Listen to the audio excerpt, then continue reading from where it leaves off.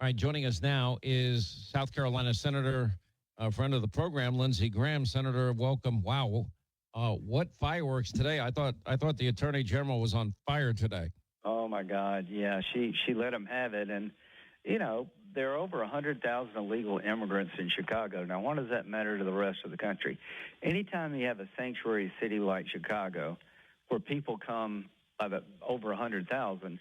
It entices others to come, thinking if I can get to a place like Chicago, I'm home free. So sanctuary cities are magnets for illegal immigration.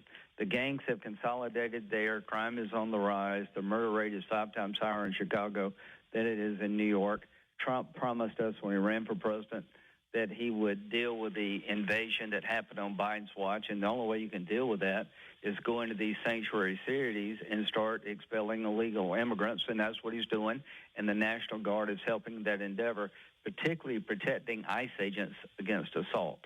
You know, I listened to J.B. Pritzker, and just a big windbag that he is. And you realize that since he's been governor of that state of Illinois, over 4,000 people in Chicago are dead, and untold thousands have been shot on any given weekend. You could predict with pinpoint accuracy almost how many people will be shot and killed. And now we have these protests in light of what happened, especially in Dallas, where ICE agents are being targeted. You see what's happening in Portland, over 100+ nights straight of never-ending attacks against, ICE facilities. We had the incident this weekend where, in Chicago, where 10 cars surrounded ICE agents. They had to call Chicago police for assistance, and there's some questions about whether that was withheld or not. I mean, what is going on here? Well, I think you just put it in a context of what happened for 4 years under Biden.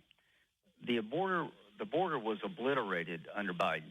11 million people plus poured into our country legally, going to places like Chicago and other blue cities, and they left there to go other places. President Trump ran on the idea, I will shut the border down, I will regain control. He has checked that block and then some. We went from having the largest number of illegal immigrant crossings to the lowest in 8 months. Now, if you want to deal with illegal immigration and the invasion of 11 million, you have to start deporting people that came here. So this is not like he just woke up one day and say, I want to send ICE into all these cities and counties that are, sanctuary cities and states. He is trying to fulfill a promise that I will start mass deportation of people that came in here through mass invasion. And he's doing that, and it is disruptive. But I'd rather deal with it now. The gang members being arrested, the criminals being sent back and put in jail will make Chicago safer. But President Trump is doing what he promised to do to deal with the invasion created by Biden. And people in Chicago should be welcoming the help, not fighting it. A lot of people don't know that you are one of President Trump's closest friends, and I know that you have a lovely relationship, and he gives you a hard time sometimes, but you are somebody that plays golf with him regularly. You're best friends with him. I'm not sure if people know how close you are, and I feel, and I want to kind of dovetail into not only the success that he's had with the border and the success that he's having with deportations and the lies that we were told in the last 4 years, but what he's done with the economy, but more importantly, the political capital that he's expended worldwide for the cause of peace. Now, a lot of amazing developments, especially as it relates to the Middle East, have happened here. Things that I'll be very frank, Senator, I wasn't sure I'd ever see in my lifetime. And I feel like many people that even support President Trump don't understand the Trump doctrine. I never thought in my lifetime that, all these decades, Arab nations have rejected any and all efforts to involve themselves in the conflict in the Middle East because they've never wanted to absorb or be a part of or have an indoctrinated population of Palestinians out of Gaza come into their countries because they're brainwashed and indoctrinated from the time they're little with cartoons and their earliest years in school. And Donald Trump's been able to get these Arab countries on board now. And they want peace in the region once and for all. Hamas is a terrorist organization. They have in their charter the call for the destruction of Israel. Okay, we know that part. But the fact that Arab nations have got on board I'm sure it was a big pill, the 20-point plan for Prime Minister Netanyahu to swallow to release all of these people that are really sworn enemies of Israel. But he's willing to do it in the name of peace to get Bibi on board uh, and basically give Hamas one last chance. Either you will be decimated, as to use his term, and obliterated, to use his term, or you're going to go along with this deal. And it looks like the odds are we're probably on the verge of the hostages being released, both dead and alive. There's about 20 we expect to be alive. And that there might be a path to peace for the first time in how many years? Thousands of years?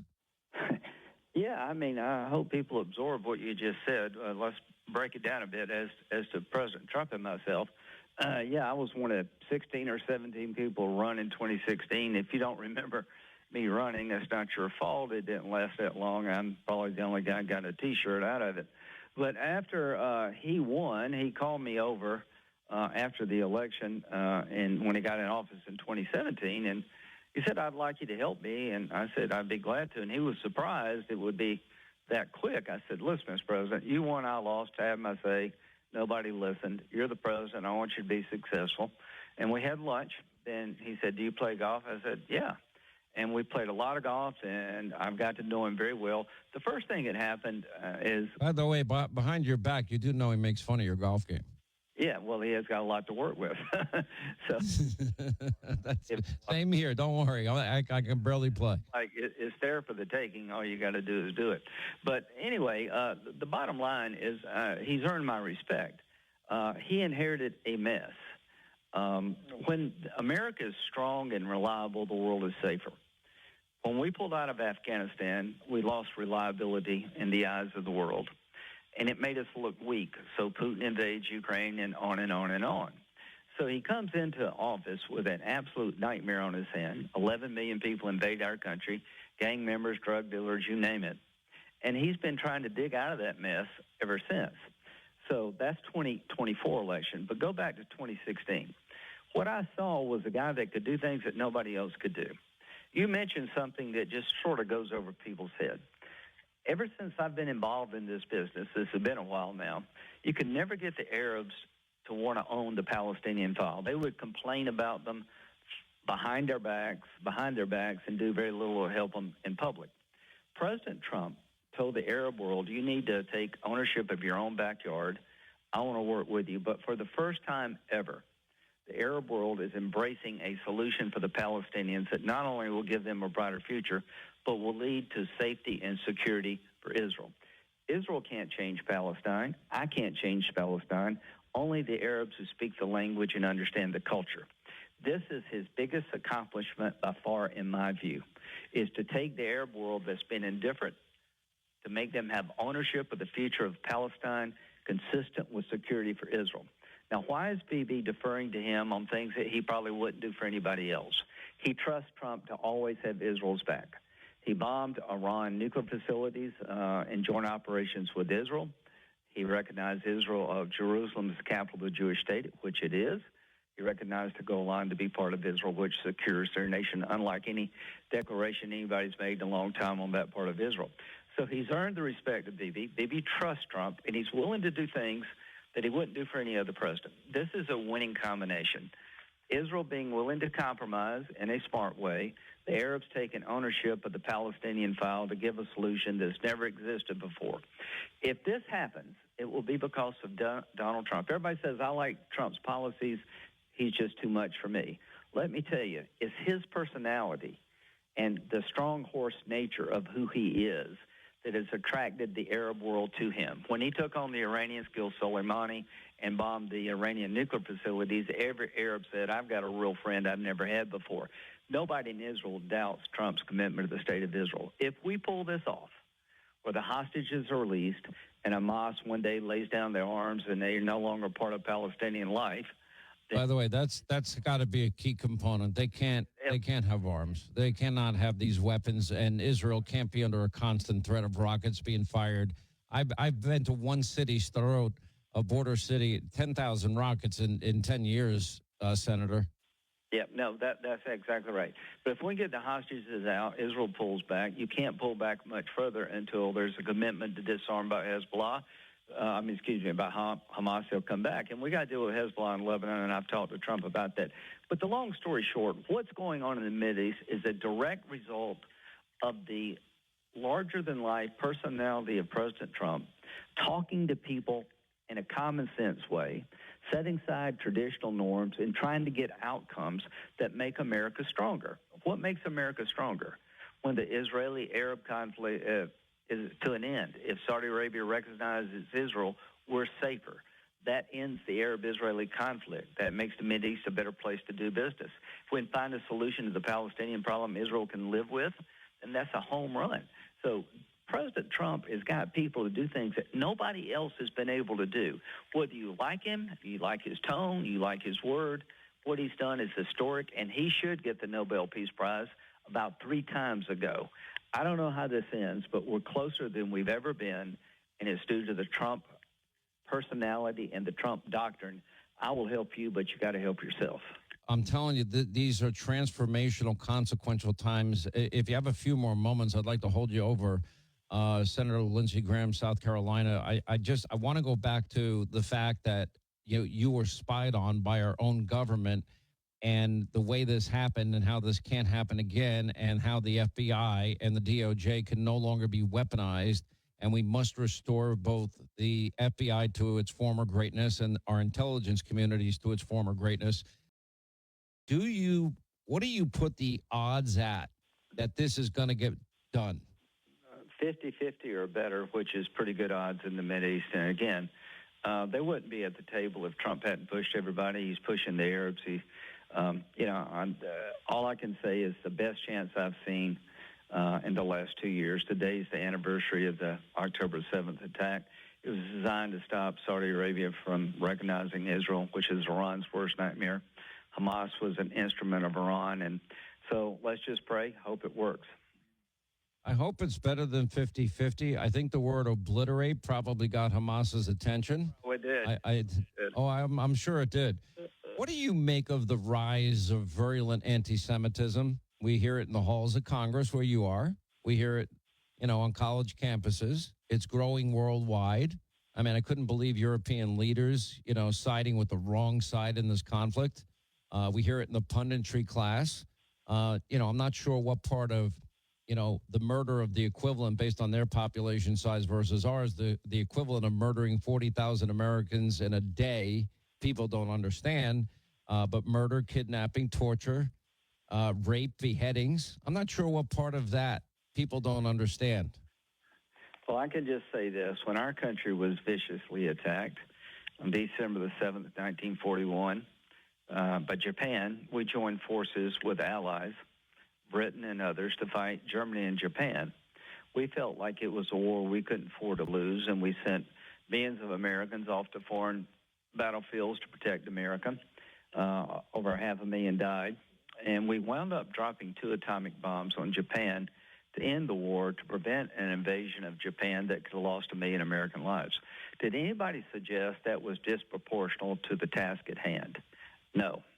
So the Vatican, God bless the Pope, but the Secretary of State for the Vatican, the head diplomat, said the slaughter needs to end in Gaza, that Israel's slaughtering people.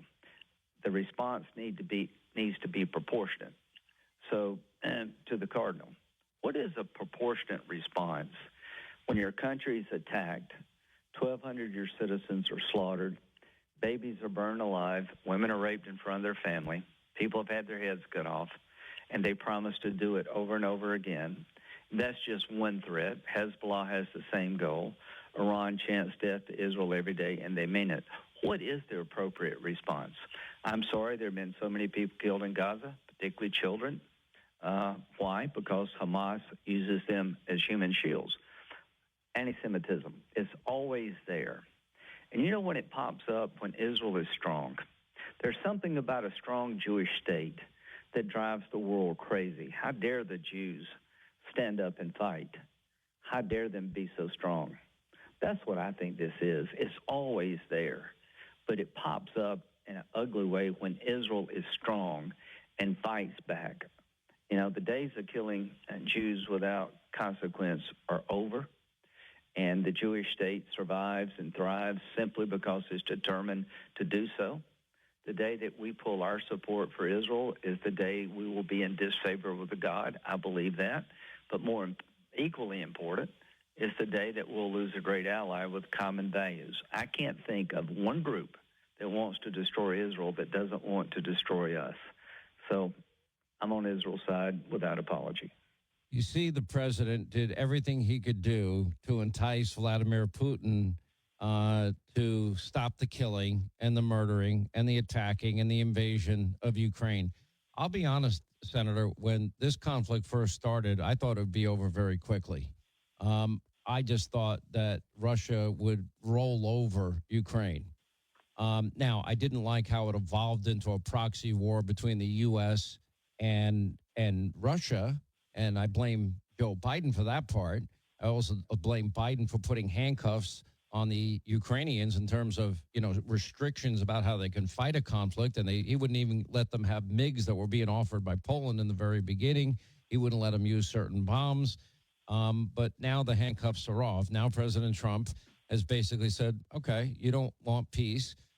He's now going after the lifeblood of their entire economy, which is energy. And now the Ukrainians have been striking, and it's not gotten a lot of press, but they've hit dozens of refineries in Russia. My understanding is there actually are shortages of gasoline inside of Russia, which means that's how they fund their war machine. I mean, Western Europe was buying all this energy from Russia, funding, the war against Ukraine. It's insane. And now the president put a 50% tariff on India, and he's, negotiating hard with China. Stop buying Russian oil. And that, I think, will bring Vladimir Putin and Russia to its knees, and they're going to say, yet, and they're going to give up, and they're going to eventually come to the table and really talk about a real peace deal. Am I wrong?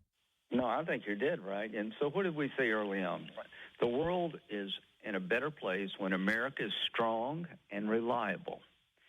Now, can anybody fault President Trump for not trying to end this war through diplomacy? He invited Putin to Alaska. I could care less if he goes on vacation with Putin, as long as we end the war in an honorably and just way.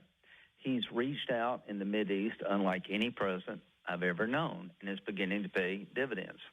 So what did he do? After he realized that Putin's going to keep attacking, he upped the cost to the attacks. He's allowing Ukraine to use weapons they've never had before in an unlimited fashion. Biden restricted the airplanes and the tanks, long-range artillery, because he didn't want to be provocative.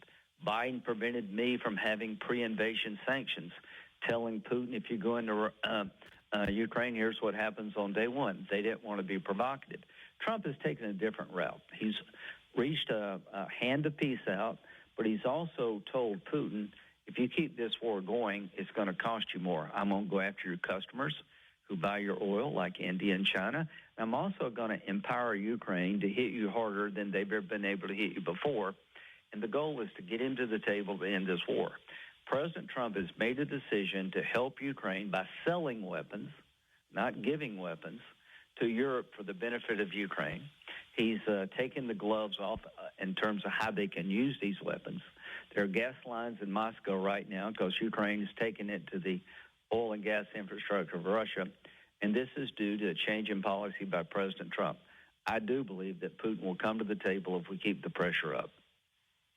It seems to me even our fellow conservatives don't have a grasp of what the Trump doctrine is. They're interpreting the president's commitment to no forever wars as never using military force, and his track record, proves just the opposite.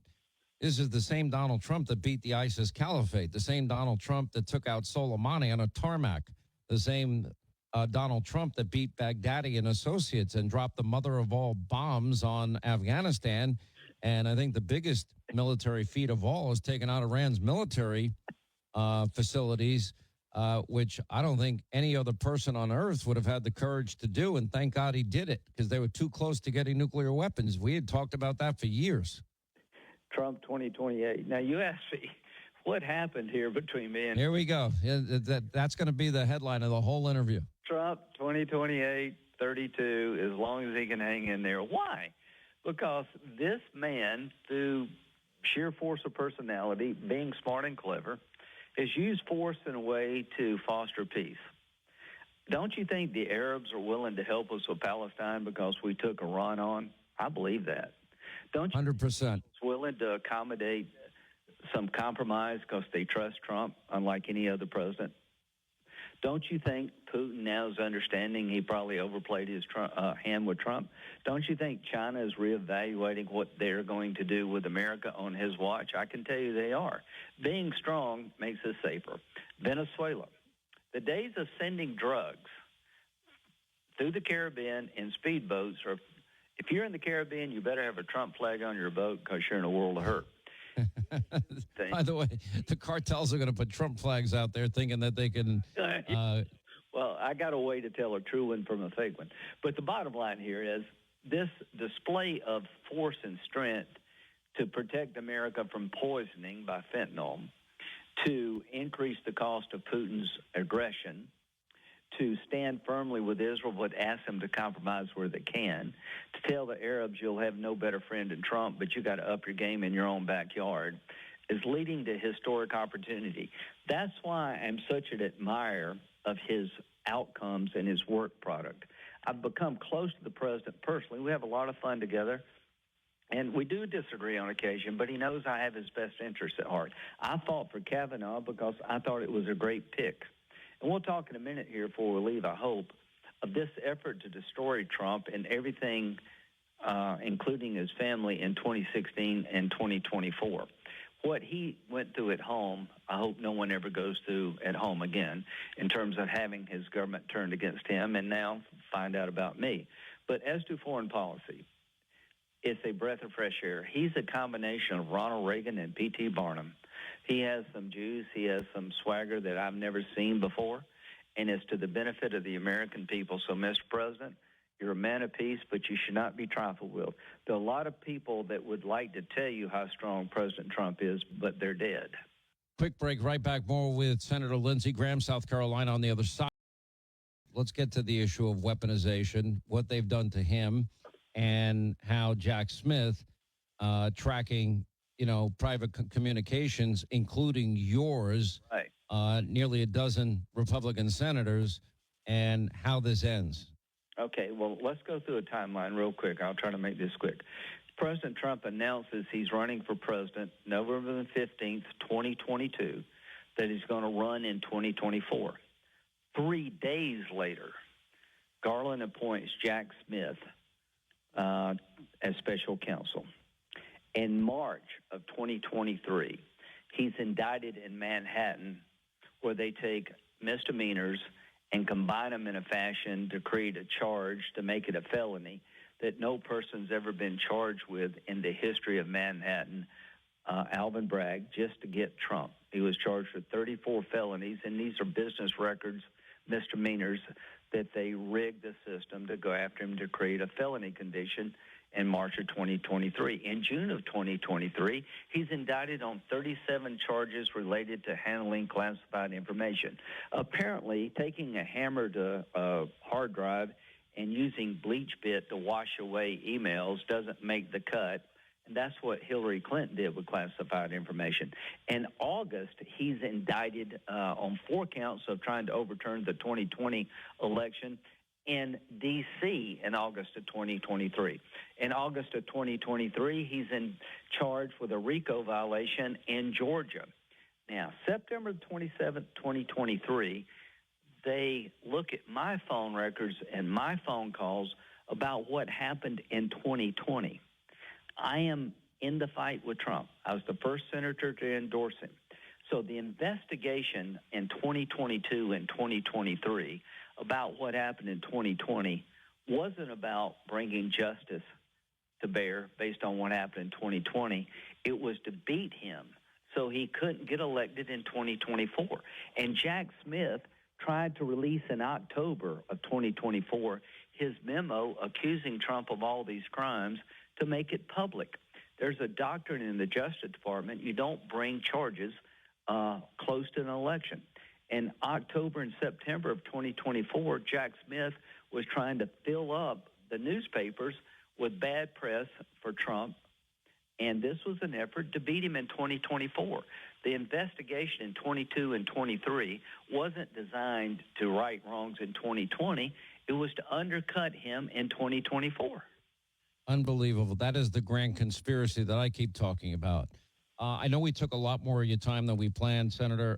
You also are going to be on Hannity tonight. We have a really good show tonight. Looking forward to seeing you and talking to you then. Thanks, pal. You take care.